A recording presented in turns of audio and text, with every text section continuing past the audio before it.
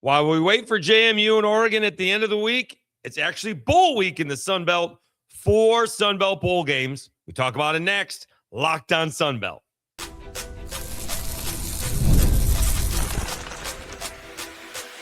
You are Locked on Sun Belt, your daily podcast on the Sun Belt Conference, part of the Locked On Podcast Network. Your team every day.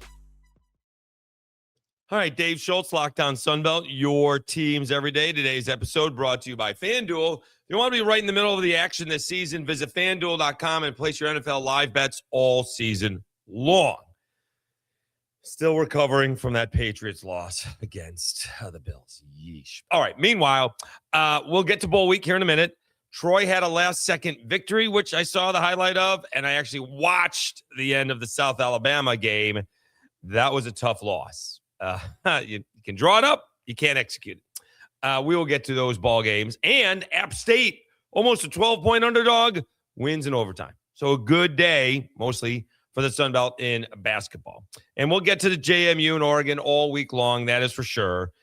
Spencer McLaughlin and I are going to do one. Probably going to be for Wednesday's episode. All right. So we'll have a crossover edition later on in the week.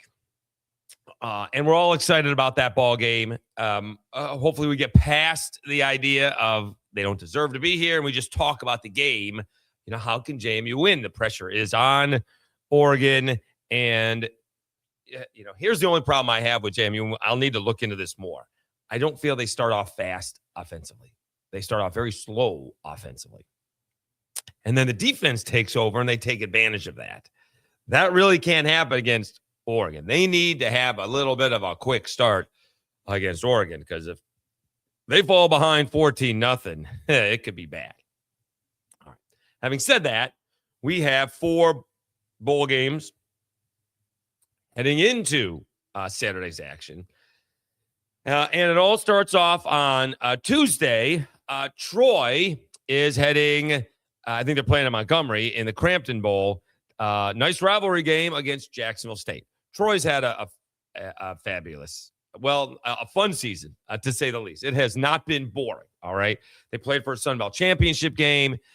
They were 15 minutes. Meanwhile, at the beginning of the season, they were 15 minutes away from starting 1-3. Instead, they ended up going 2-2, and they finish 8-5, go into Hattiesburg, and come away with a win to end up playing JMU in the Sun Belt Championship game. And I wanted to make this sure I was there. But Troy had the ball. It was 17-14 JMU, and Troy had the ball in the fourth quarter and couldn't do anything with it. Well, they got 1 first down, but let me see when it was. It was 12 minutes left to go in the ball game. And they got 1 first down, but then they got a false start. They couldn't run it on 1st and 15. They got a 10-yard penalty, and then they just kind of ran it and punted it away. And 5 plays later, as I'm coming down in the elevator, JMU puts a touchdown on the board, scoop and score, and a 17-14 ball game ends up being a 31-14 ball game. Troy held their own in that ball game. Let's be honest. If you are Troy, and you tell Jared Parker, you're going to have the ball 12 minutes left to go, down 17-14. Sign me up. I'll take it. And they could not capitalize. And he actually went back and said, we had 2 turnovers and could not capitalize any points on those turnovers. And that's kind of where the game got away from them, although it was still 17-14. So they didn't take advantage of that. But overall, what a fabulous year for Jared Parker and the Troy Trojans. Working through 2 quarterbacks. Again, Goose Crowder gets hurt early. Tucker Gilcrease comes in, takes a little bit, but plays well, and then all of a sudden doesn't. And then Goose comes back and leads them to the Sun Belt Championship game. That's a pretty good year.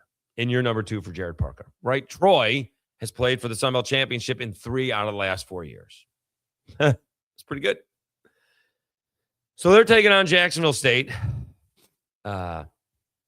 Jacksonville State had a solid year, right? That's going to be Conference USA. This is a late ball game. This is a 9 p.m. ball game, but it is on Tuesday, right? And so we don't have to work on Wednesday. So that's a hashtag always a bright side. I'm not sure if I'm staying up till 12:30 in the morning to watch this ball game. In this ball game, Troy is 2.5-point favorites. Let's see what Jacksonville did. Jacksonville came up with a close loss to UCF. They beat Liberty by 10. They lost to Georgia Southern. They did hammer our guys over at Murray State. And they did lose to Southern Miss. Southern Miss with a nice win there, 42-25. Then they reeled off 5 straight wins. They beat Sam Houston. They beat Delaware. They beat Middle Tennessee State, UTEP, and Kennesaw State. And we find out Kennesaw State is better than we thought as well. They did lose a tough ball game at FIU, 27-24. They beat Western Kentucky and then lost to Kennesaw State in the championship game, 1915, right? That was Conference USA championship game. So, and for this game, where did this game come from? Because this is just looking at the scoreboard in this ball game.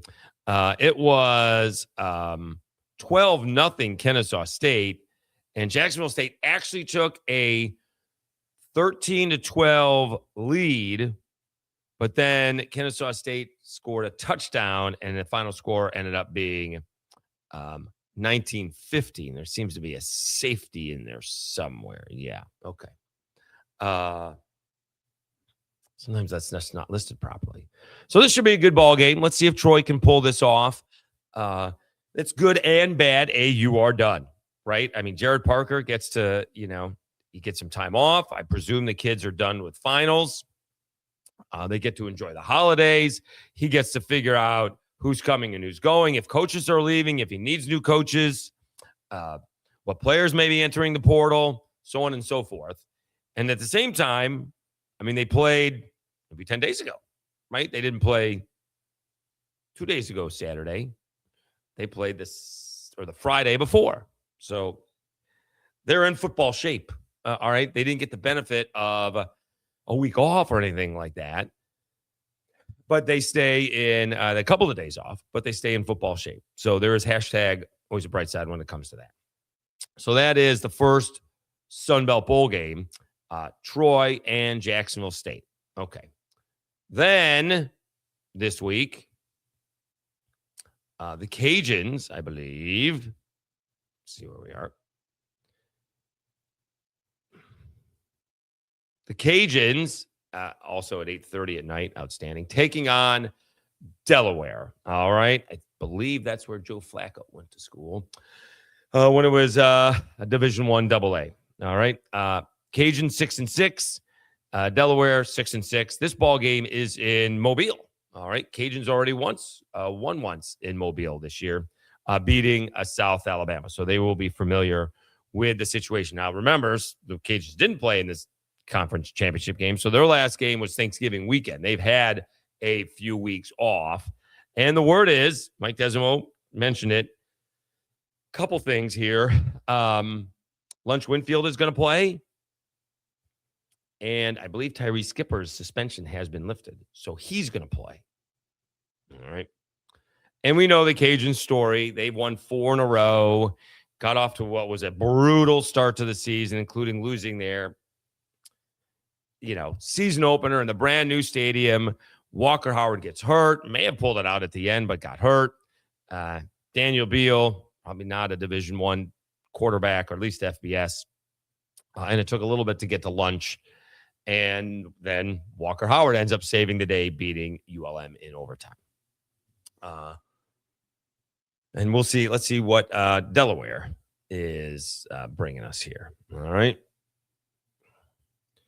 Delaware, let's see here, beat Delaware State, their rival, 35-17. They did lose to Colorado, 31-7. Beat a good UConn team, 44-41.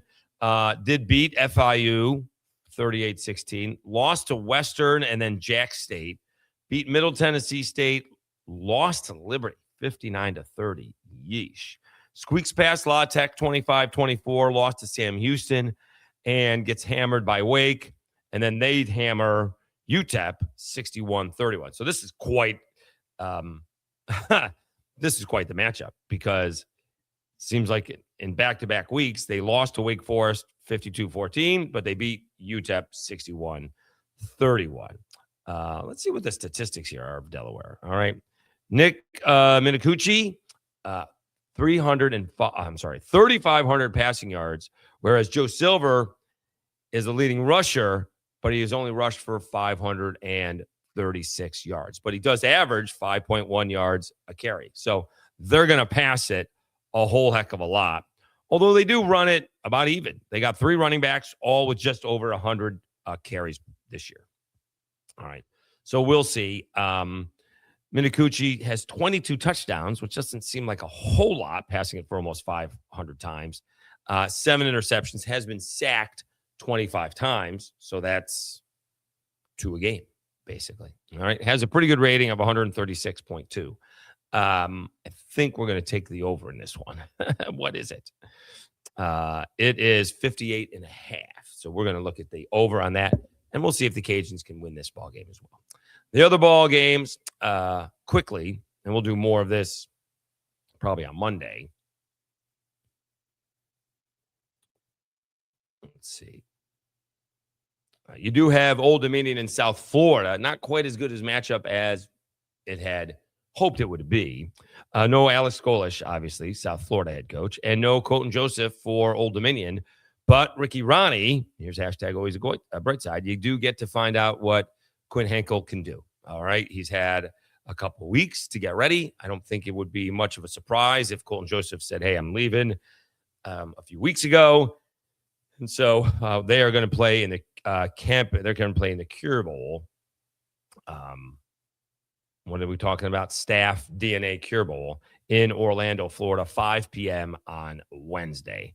USF is favored by 3.5. So South Florida doesn't have their coach, but Old Dominion doesn't have their quarterback.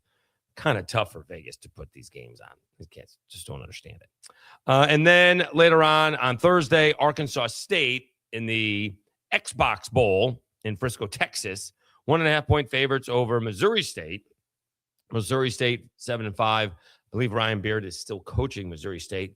Of course, he's taken the realm over at Coastal Carolina. All right, we'll go into more of those ball games. This segment went a little bit long. We'll do more of those on Monday or on Tuesday's episode, and we'll probably recap some on Thursday's episode as well, because we're going to do Spencer McLaughlin crossover with JMU and Oregon for Wednesday. At least that's the plan. All right, let's take a time out. I had a couple of really good basketball games, one really tough loss and one impressive victory, and then maybe even a little bit of a shocker. We will talk about those next, right after I tell you about Aura Frames.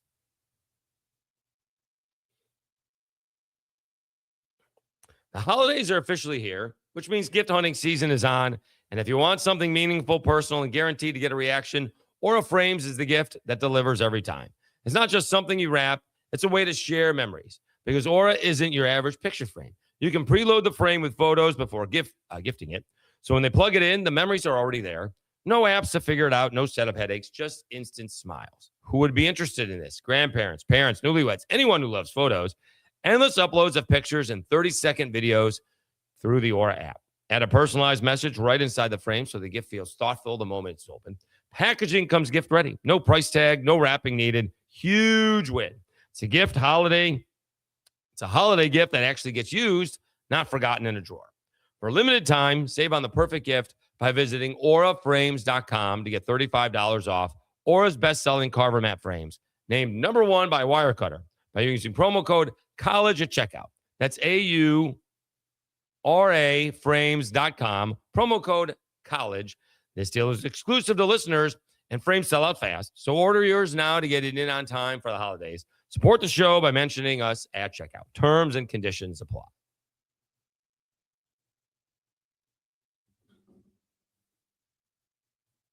All right, Dave Schultz, Lockdown Sunbelt, your teams every day. All right. So Troy has had this odd long-distance trip. They had like a week-long trip, maybe more than that, out west. One lost more than they won, but they had a great win over San Diego State. Should have had a win over USC, come home and stumble. Now they're going up to Birmingham, going across, wherever, to take on Andy Kennedy and UAB. That's a nice matchup, right? We kind of see where we are, both teams, because both teams are pretty good. And you're going to find out where you are heading into conference play, which starts this week in the Sun Belt. All right. So Troy is down 85-84. 3.7 seconds left to go. And inbounds pass for a three-pointer, which is promptly, I'm not even sure it got rim. All right. Kobe Campbell missed a three-pointer. And when I say three-pointer, it was a 35, 40-footer. All right. Which was not a heave. It was a long shot, but it's not like it was a half-court heave. All right. Easy offensive rebound for Thomas Dowd. And he puts it back in, and Troy wins at the buzzer. Maybe give you the score. 86-85. All right. I'm not sure that's exactly how Scott Cross drew it up, because usually the three-pointer is going to hit rim, especially when you're shooting it from, 30, 35 feet. It's going to take a wide bounce, a long, long rebound. Not this one, right? And Andy Kennedy, after the ball game, he was not happy. All right. He told our guy, Tony Tsoukalis, all about it and didn't want to hear about it. Really blunt assessment of his own team's loss. I don't want to hear about it. Hey, man, we tried. The other team is beating you to 50-50 balls, and none bigger there at the end. UAB head coach Andy Kennedy following the Blazers buzzer-beating loss to Troy.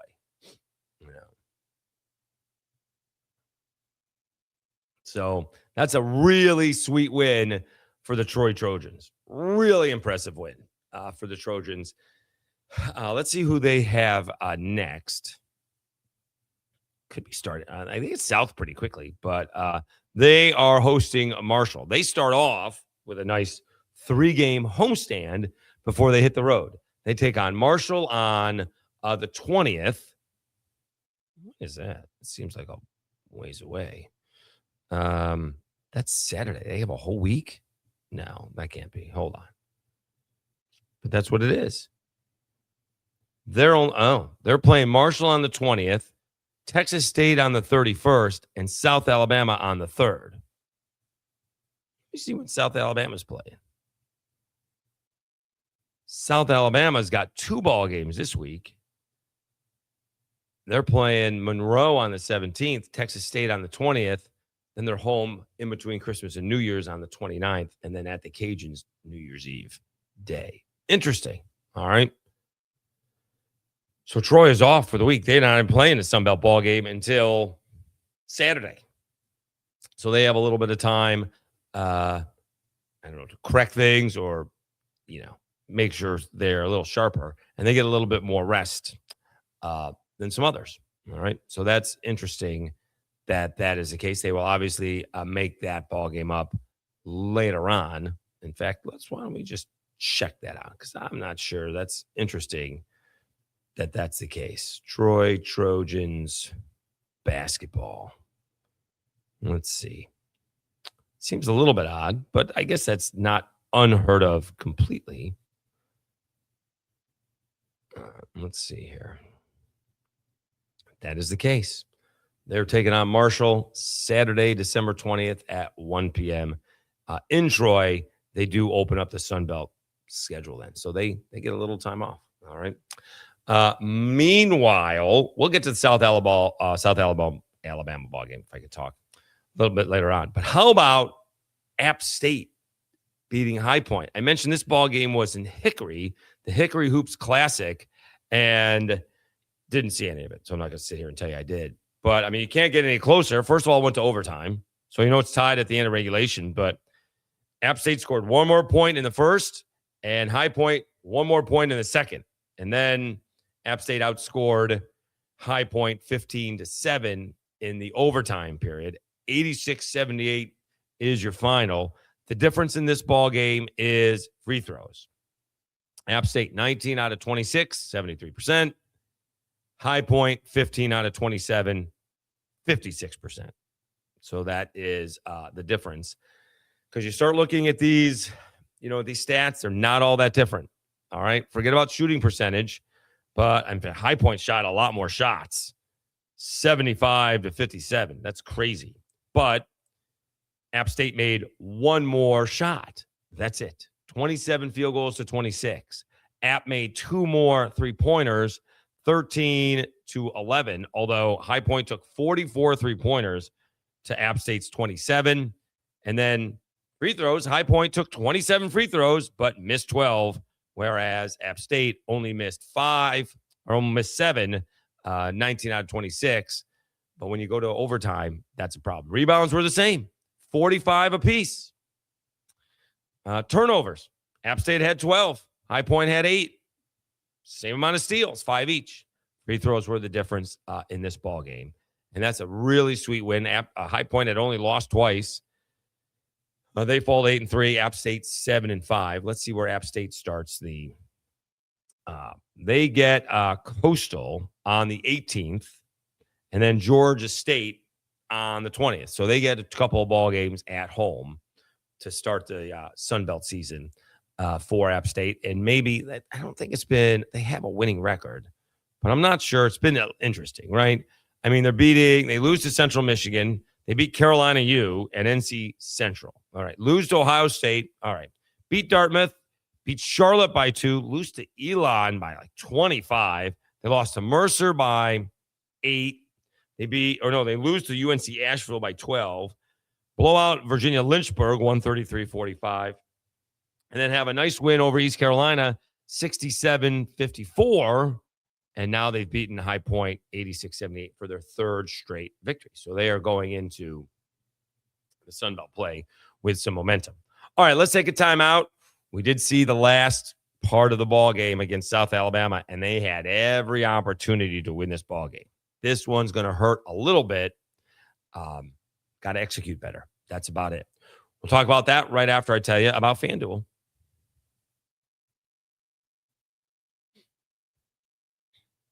NFL Sundays move fast. One big play and suddenly everything feels different. That's what makes live betting with FanDuel so exciting. Probably could have taken the Bills after they made it 24-14. You're not just watching the game, you're reacting to it in real time. With FanDuel, you can place bets as the action unfolds. Every drive, every momentum swing, every highlight moment. Live betting is best when the game starts to shift. Like I said, a receiver gets hot, a defense tightens up, or the momentum flips after a turnover. FanDuel lets you jump into the moment.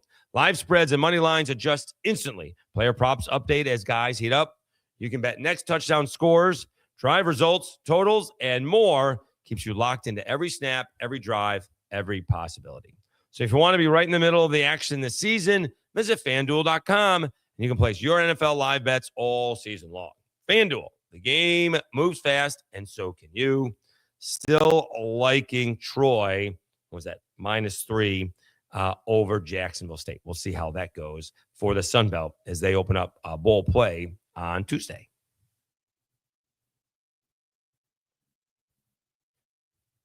All right, Dave Schultz, Lockdown Sun Belt, your teams every day. I want to thank everybody for their complete support. Almost 2,800. Obviously, we're not going to get to 3,000 subscribers. Maybe we will if JMU pulls this victory off. But really looking forward to the ball game. But again, I want to thank you for the support. We had a great weekend. We're having a record-setting month on YouTube, so it's a lot of fun. Responding to those G5 guys, the trolls, because that's what they want, actually. So I'm giving them what they want, whether they don't even have to agree with me, but they know what they're doing. But at the same time, I'm taking advantage of being right on what they're saying. So do appreciate all the support, and we'll get to that a little bit later on in the week. All right. South Alabama taking on North Texas. So a little American versus Sun Belt. And South Alabama hadn't played in home in forever. All right. This is only their third home game this year, and they're without Peyton Law. And they were behind all game long. Let me see if I can get the actual box up here, because that'll tell me how long they were behind. Because, again, they were behind all game. Let's see here. Final stats. All right. They lose 58-57. I should say that. All right. Split box? No. Split box. Let's see here. Lead time, 31-31 for North Texas, and South Alabama 5:43. How about this? North Texas didn't score a field goal in the last 5 minutes and 13 seconds. Ouch, ouch. Okay. So I get to the ball game when there is North Texas shooting free throws. Game's tied at 57. All right. 32 seconds left. Jashawn Stevenson makes a free throw. Second one, by the way. All right. Missed the first one badly. Hits the second one, 58, 57, 32 seconds left to go. Point guard looks at Riley and he says, go. Okay. So it was a, let's see here. Cole Franklin had a good drive to the hoop, but had his shot blocked. A couple of replays I saw looked like the shot was blocked. I didn't realize when he did get it blocked, I didn't realize the guy I thought he was past Chase Harris, who, maybe Chase. Hold on a second. That tells you what I know. Hold on a second. Hold on. These guys are backing it up. So Chase Harris had his shot blocked by Cole Franklin. Okay. I thought Chase was past the guy, so I didn't see where someone came up to help him. And he had a good drive to the hoop. I thought it was past him. Thought it was going to be a layup. South Alabama takes the lead. Said it's blocked out of bounds. Okay. Richie Riley calls a timeout, and they run an outstanding play. All right. Not all that difficult. They set a high pick for somebody at the top of the key, and he came around, and the throw from inbounds was at his ankles. Chest pass, and it's going to be a layup. But by the time he catches the low pass and sets up, the defense had shifted.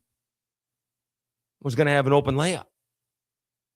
So he takes the ball out, and South Alabama shoots a three. And this is all within 7.4 seconds, I believe. It's probably not going to tell me, let me see, on the play-by-play. It says 4 seconds. But it was it says 15 seconds, but they called timeout, I believe, with 7.4 seconds left to go. They didn't have very much time.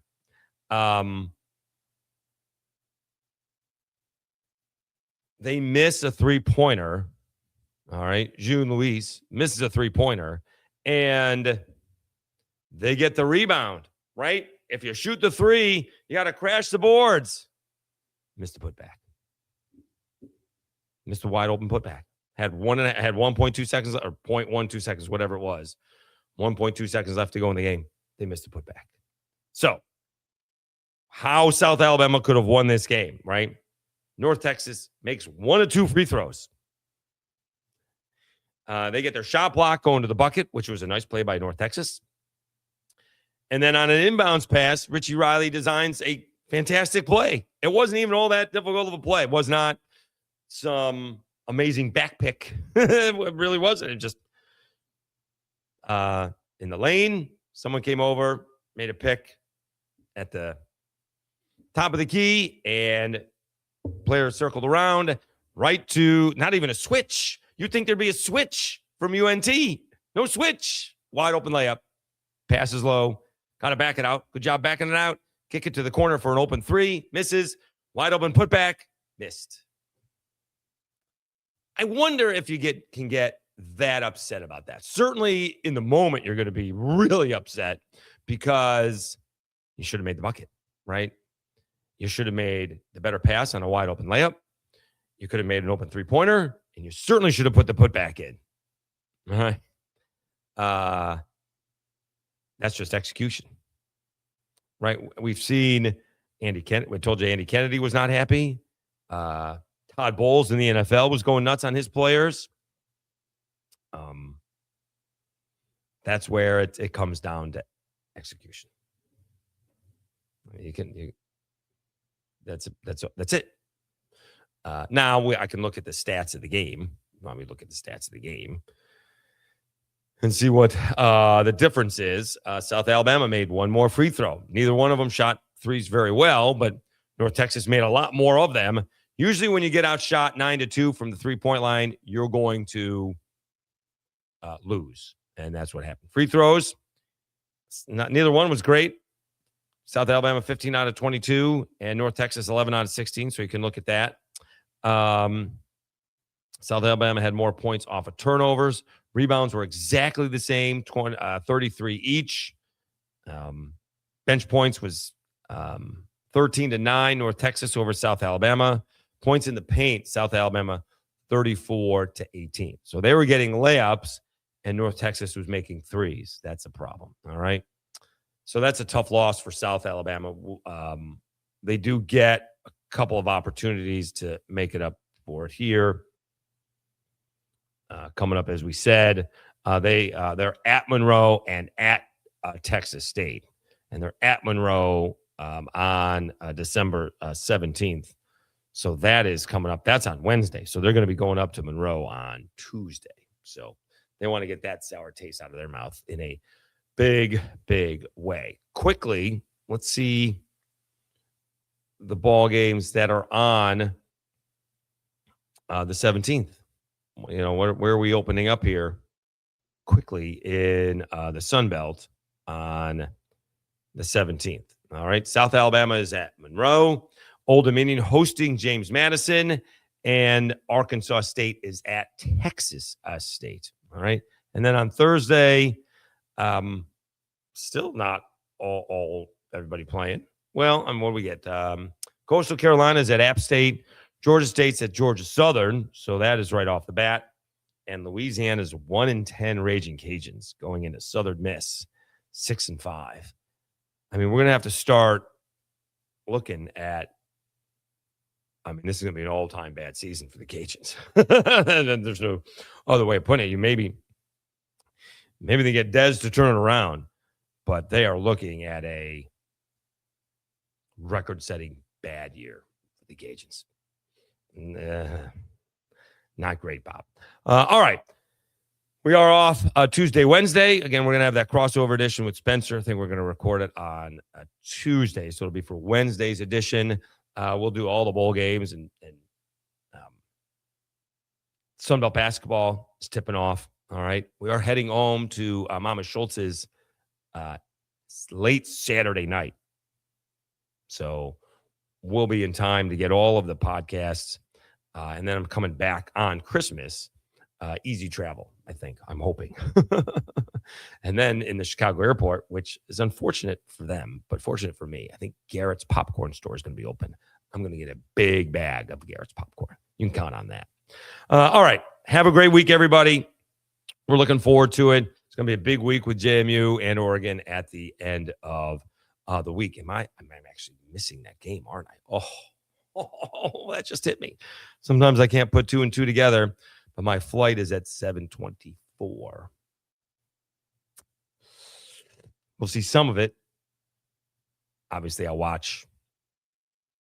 Wow, I don't know when I'm going to put it. I can't do I'll have to do a Sunday morning podcast because I can't get home and wake Mama Schultz up at 1 a.m. That's not going to happen. That one's not going to happen. So we can do a quick recap. That I can do. All right. Thanks so much for tuning in. It's going to be a great week. Really looking forward to it. Have a great week, everybody. And we'll talk to you again soon.